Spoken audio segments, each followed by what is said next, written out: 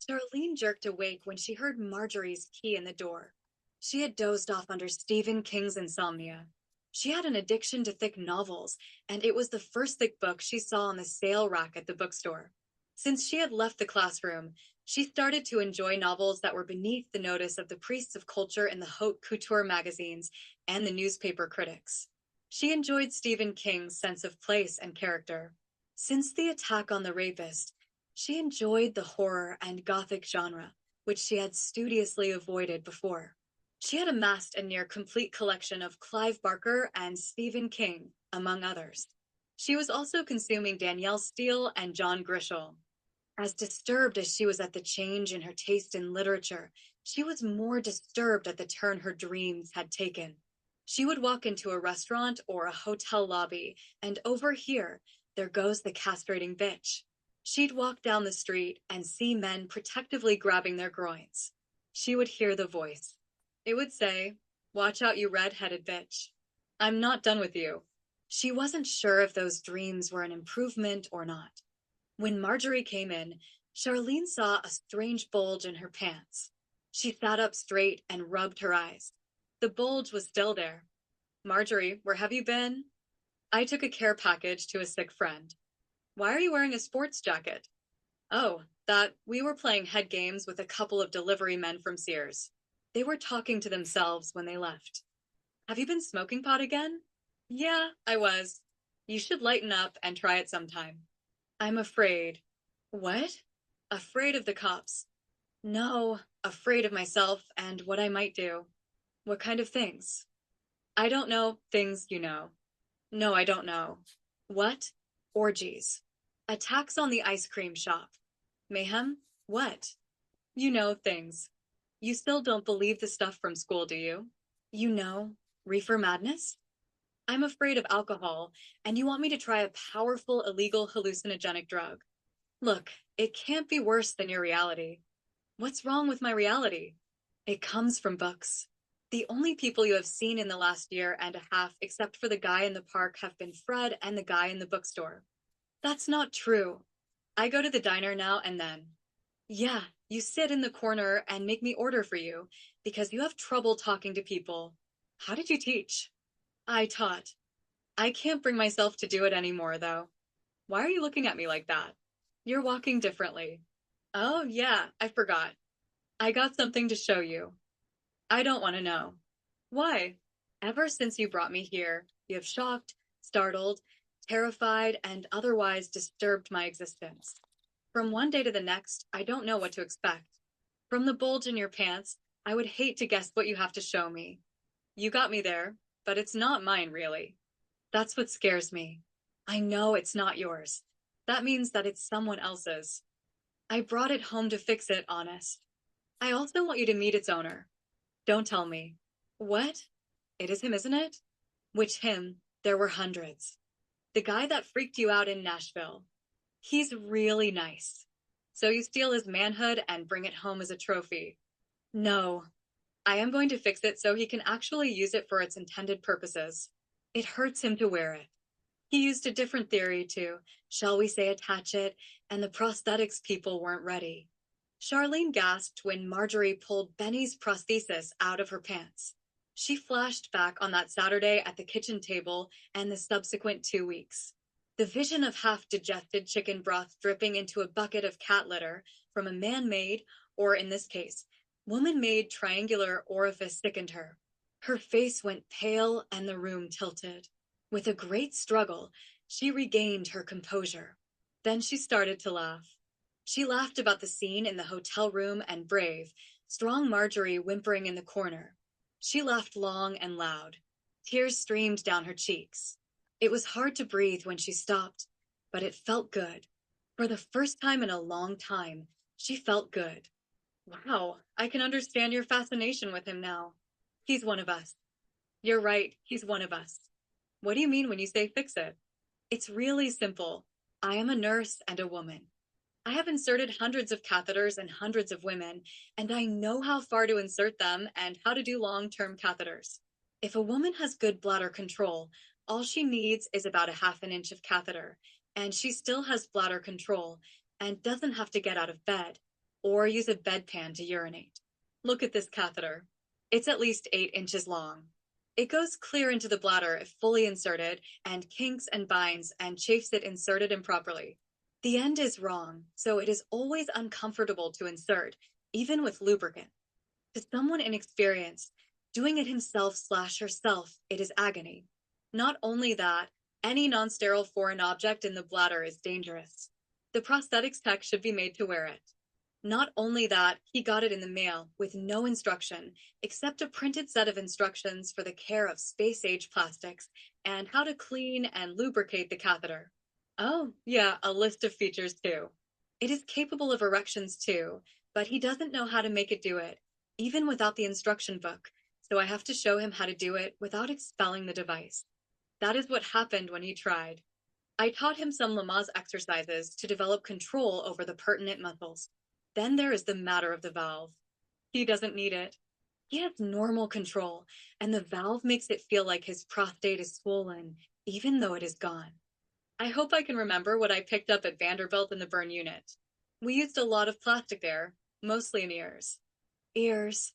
Yeah, they burn off. One of the doctors discovered that it was possible to make a cartilage out of plastic and sandwich it in skin and attach it to the side of the patient's head. They looked like hell, but the patients could wear glasses again. He had the nurses form the plastic. We got pretty good at it. Didn't he have to clear it with someone to do that? He was a researcher, and the patients were volunteers. Why didn't I ever see anything about it? They didn't look real enough, and the grant wasn't renewed. People can sure be picky when it's not their ears. Now they implant snap fasteners, and the ears are silicone like this prosthesis. They still haven't figured out how to keep the space between the body and the snap fastener from getting infected, though. I think that is what Ben was afraid of, and why he suggested his unique system to his doctor. The prosthetics people are sure a stubborn lot. I am sure some of the problems here are intentional. On the bus ride over here, though, I felt like an adolescent boy. The damn thing kept getting hard. At least I know that part works. He is also unhappy about not being consulted on shape and size. He wasn't circumcised. Now he is. That I will take up with the prosthetics crew when I go to Atlanta next time. In the meantime, I need to figure out how to take this thing apart without destroying it to get that stupid valve out so he can pee through it without popping something. I'm glad I'm not a nurse. It's exciting when you are in a good facility. The Vanderbilt ORs were great. I worked with some great people. I just wish the insurance companies would learn to value nurses as much as the doctors and patients do. The college dispensary was nice, but it wasn't as exciting as Vanderbilt. Why did you leave? They laid off everyone with less than 10 years on the books. I was the wrong color for affirmative action. I thought Asians were a recognized minority. We are, but there were too many Asian nurses and not enough Black ones. Hell, there were no Hispanics. If my name were Lopez, I'd still be an O.R. nurse at Vanderbilt. What a country. Yeah, tell me about it. Why didn't you stay on at Sterling U? I found myself being too cross with the patients. After my experience with the cops, I took to considering them spoiled brats and crybabies. I lost my professional demeanor and my edge. I was too angry to do my job and was afraid of killing someone or doing something worse. Worse? Don't ask. Oh, you were lucky. You simply shut down. I went on to automatic pilot, punctuated with angry outbursts. I signed off sick and didn't go back. Weren't you scared? I was too angry. Marjorie pulled a vise out of the closet and clamped it to the edge of the table. She clamped the prosthesis into it. Charlene winced as Marjorie tightened the jaws on it. She really didn't like the grin on Marjorie's face while she was tightening the vise. It looked too sadistic. It really bothered her to find herself imagining it attached and living on a man. What bothered her was the sense of pleasure it gave her. The world of Stephen King's Soul Harvesters seemed much more appropriate, so she went back to her book. The anticipation of a thing is always the best part of it.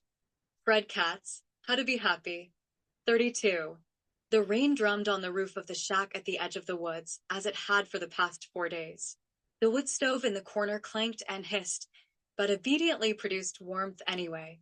Jack sat at the table sorting a kilo of Colombian. He loved the feel of the resinous herb on his hands as he pulled out stems and stripped the leaves from them.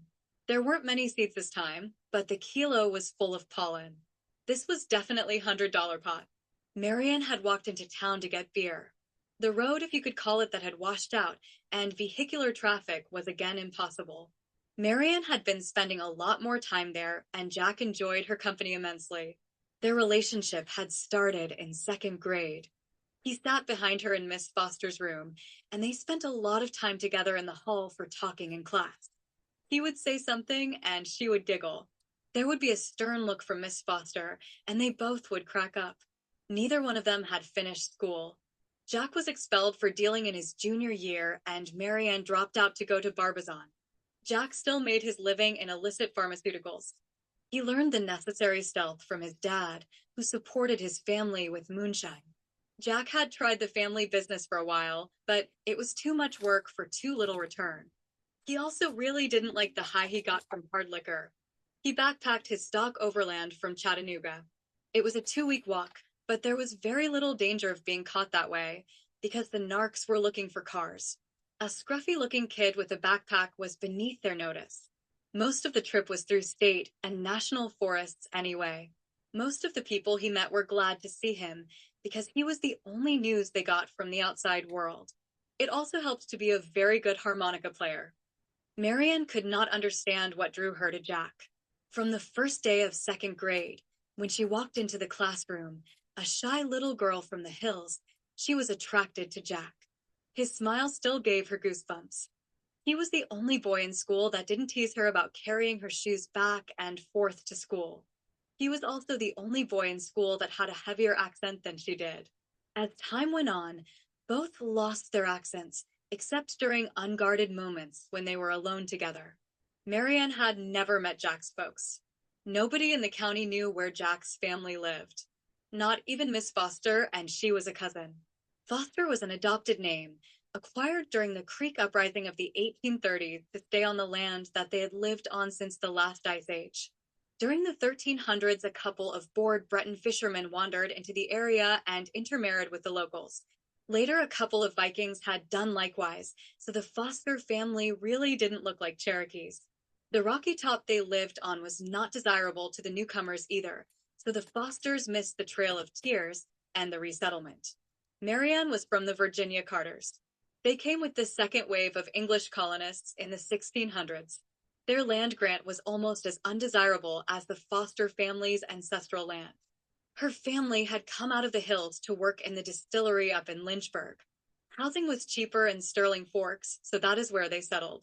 Her dad mixed mash and ran the fermentation room. Her mother sold hooked rugs to tourists. They took an instant liking to Jack. He was the son that they never had. Jack walked to the spring to look for some beer or soda pop. The spring was 40 degrees summer and winter, so he really didn't care if he had electricity or not. Jack worried about Maryanne when she was going into town because she didn't have the woods sense he did. He really wanted her back there with him. The shack seemed empty without her. In his short life, he had been with other women, but they didn't have context. They seemed out of place in his company, or maybe he seemed out of place in theirs.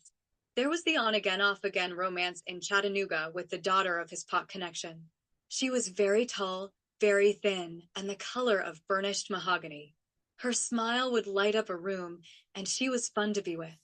She didn't like the woods, and she turned up her nose at most of Jack's favorite foods. Poverty food, she sniffed. Maryanne was a gastronomic adventurer.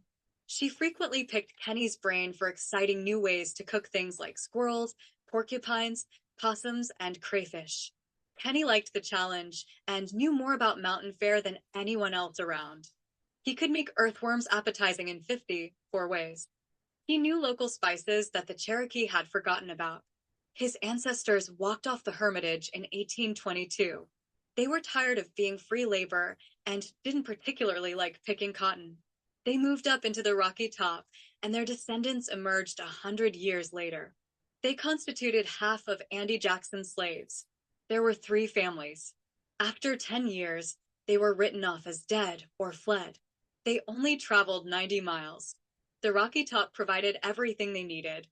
Maryanne usually hunted on her trips back and forth to the shack. She used a wrist rocket and ball bearings.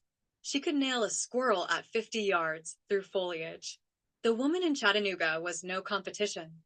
Over the years of their relationship, they had never consummated their love. They had come close, but for some reason, fate or drugs intervened. They talked about it. They tried to do it, but it never happened.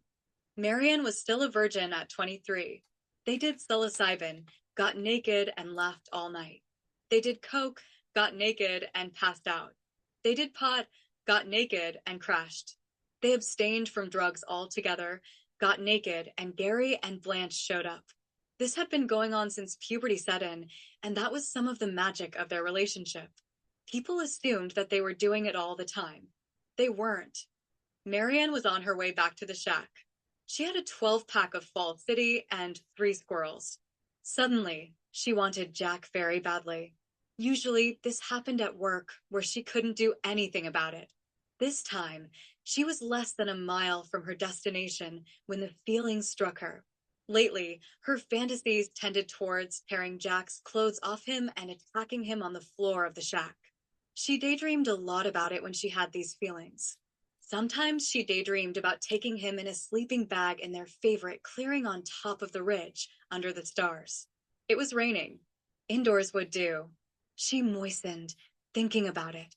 She wanted to be out of her wet clothes and snuggled up against Jack, loving him with total abandon. The feat of getting 3 squirrels in the rain didn't seem exciting to her. It seemed too easy. Jack would be delighted with her gift of food. They were nice fat squirrels, and they were in a walnut grove, so they would be walnut flavored. Squirrels always tasted like their main food. Pine Grove squirrels tasted like turpentine, so she didn't hunt them. As the shack came into view, her pulse quickened, as did her step. Jack heard a familiar step on the porch. As the door opened, Maryanne looked more beautiful than usual, as her wet clothes clung to her body, accenting all the familiar curves and angles he liked so much. She had a glow from being outside in the rain for a couple of hours. There was another glow that he hadn't seen before. It made her look even more tantalizing than ever. He took the beer and the 3 squirrels and placed them on the table beside the kilo, and took her into his arms and kissed her. She kissed him back hungrily. They groped their way over to the bed, and Jack helped her out of her wet clothes. Maryanne helped Jack out of his dry ones. Together they snuggled under the blankets and quilts. The cold and wet weather outside gave Maryanne's skin a taut, firm feel that excited Jack as he spooned around her back. Her damp hair had a woodsy smell to it as he brushed his nose against the back of her neck. She moaned as he brushed his fingertips over her nipples. She arched her back as his fingertips passed through the cleavage between her breasts. Time ceased to exist as they explored each other with tongues and fingertips. It's time, Jack. Are you sure? Please, I want you. I'll try to be gentle. Ow! Hi. Oh, Jack. They lay in silence for a while. Is that all there is? We could do it again. It hurt. I know. It hurt me some too. Will it always hurt? No. It will feel better after a couple of times. Are you sure? If it hurt every time, do you think that there would be people? I guess not, but if it's with you, the pain is good because it's with you. Don't talk that way. Why? I don't want you to think about pain when you're with me. All I want is to be with you. Will you feel that way when we're old? Will you? We'll be lucky to get old. If I do get old, will you get old with me? I can't think of anybody else I'd like to get old with. So that is what it's all about. Afraid so. Does it ever get better or different? With time, we have to learn what pleases us. How do we learn it? To make it better, I mean. We try different things. That's the fun part. We have the rest of forever to do it. You sure? I'm sure. What if the thing that pleases me most is just lying naked next to you? It would please me too, because it's you. I feel let down.